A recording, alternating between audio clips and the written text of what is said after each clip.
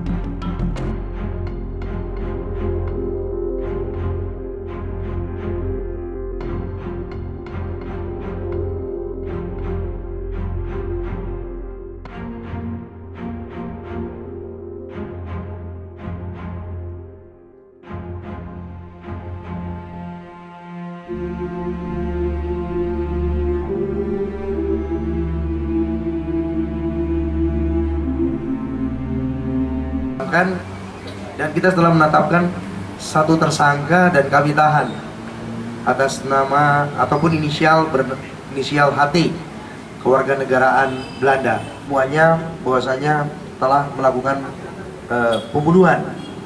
Kemudian sementara pasal yang kita kenakan adalah pasal 338, pembunuhan dengan tidak berencana pada saat itu, karena dari pengakuan sementara dengan saksi yang ada di tempat, yang bersangkutan spontanitas melaksanakan kegiatan pembunuhan.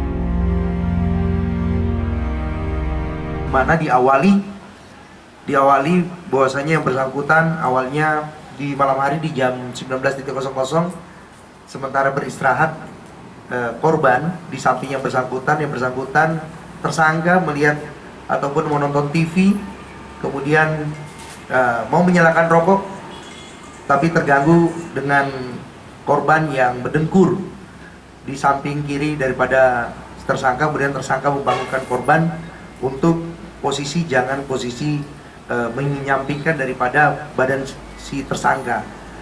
Namun korban tidak bangun, di mana korban masih tidur pules.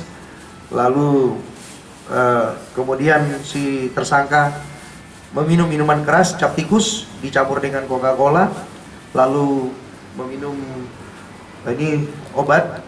Ini di sini ada, di sini allopurinol. Kemudian mau menyalakan rokok kembali, namun yang bersangkutan korban tidak bangun, kemudian berdengkur, dan atas kemarahan tersebut salah satunya membuat daripada si tersangka untuk melaksanakan mengambil kabel dan menjerat daripada leher si korban.